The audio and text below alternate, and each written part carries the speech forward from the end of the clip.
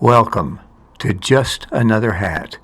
This is the first episode, hopefully not the last, but we'll see. Just a very brief introduction. This channel will be commentary, the point of view of a radical kid from the 60s applied to our current reality. How did we get here, and now what? Another hat might mean another perspective, but I always seem to end up looking in the same direction, to the left.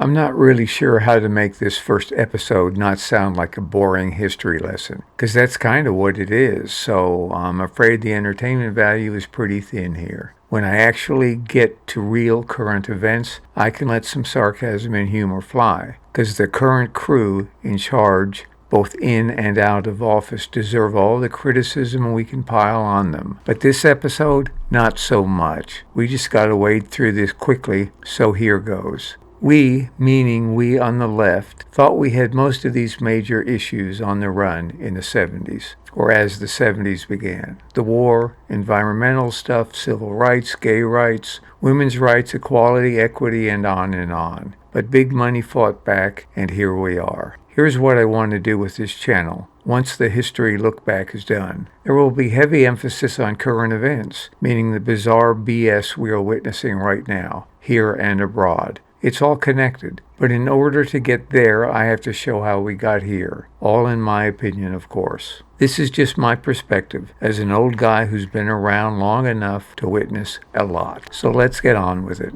I was born in the 50s, grew up in the 60s, and was witness to the events that prompted the Smithsonian Magazine to call 1968 the year that shattered America. That article was written in 2018. Personally, I think it was the whole decade of the 60s, not just 1968, that truly broke America. Here's a quick look back. 5 assassinations within 5 years. John Kennedy, Medgar Evers, Malcolm X, Martin Luther King, and Robert Kennedy. All represented some stage of the progressive wing. As a side note, my dad saw John Kennedy the morning of the assassination in Fort Worth, Texas. I personally saw John Kennedy as a little kid in Pennsylvania during his campaign for president. Other huge historical events occurred that decade. None bigger than the Vietnam War, which was my first protest as a 15-year-old in 1968. That war literally killed millions of people who didn't deserve to die, including the 58,000 American soldiers, and it decimated the jungles of Southeast Asia. 2 or 3 years later, I avoided that war, totally unfairly. With a college deferment my first year,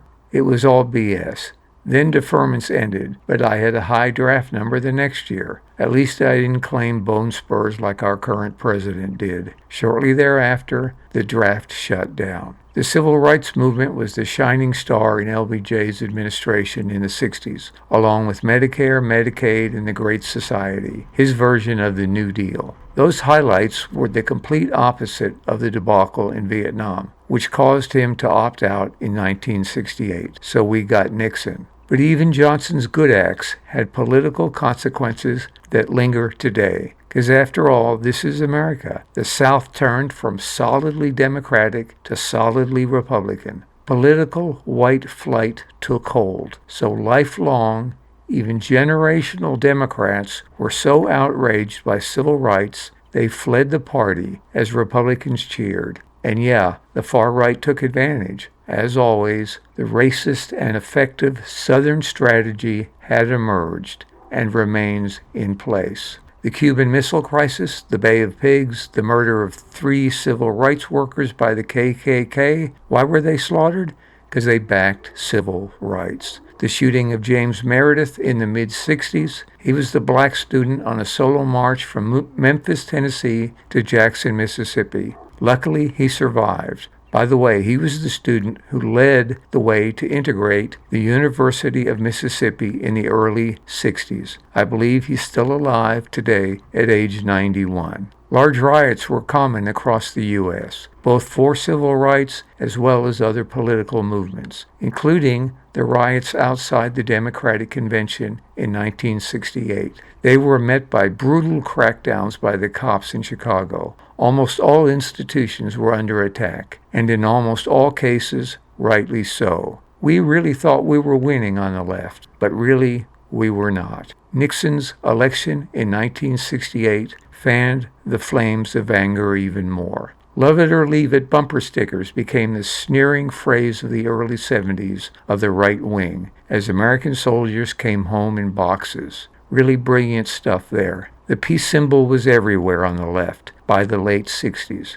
The National Organization of Women and women's liberation were gaining momentum. Betty Friedan and Gloria Steinem played major roles. The rise of the environmental movement was pushed forward by Rachel Carson's book, Silent Spring. That book helped bring about the banning of DDT. DDT was brought to us by Monsanto. 600,000 tons were used before it was finally banned.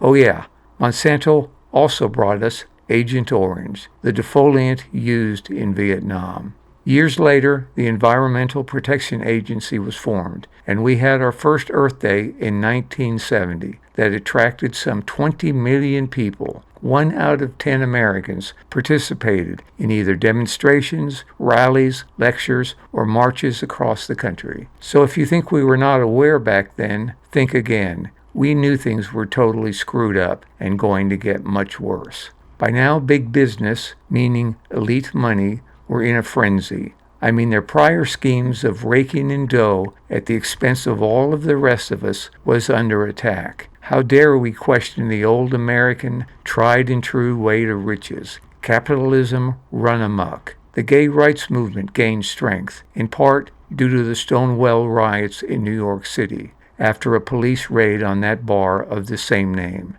That police raid ignited outrage across the country. The moon landing in 1969, the Woodstock Music Festival, the birth control pill, and on and on. Far too many events to cover here. Lots of good stuff was happening, but behind the scenes, battle lines were being drawn. That decade did shatter America. In a lot of ways, that was a good thing. But in a lot of ways, the good things that started in that decade kind of faded away. We, meaning the left, got lazy. The right wing was angry and they mobilized, and their efforts landed us in this weird mess we find ourselves in today. They were more vigilant and more determined, and as always, big money backed them. Money never quits. The Kent State Massacre in 1970 by the National Guard left 4 students dead and 9 injured. 67 rounds fired at students in 13 seconds.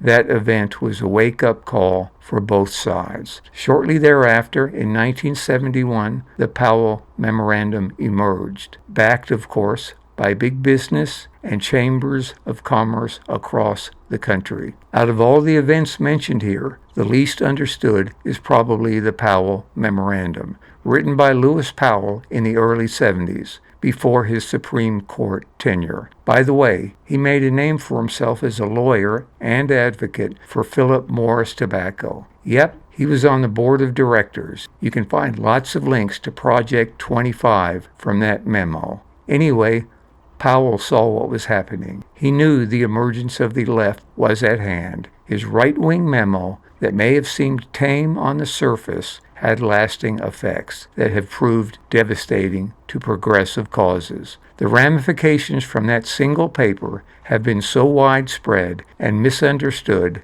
that at some point I will have to give it some singular attention, but not today. I'm not too fond of trips down memory lane, so that's it for this episode of Just Another Hat.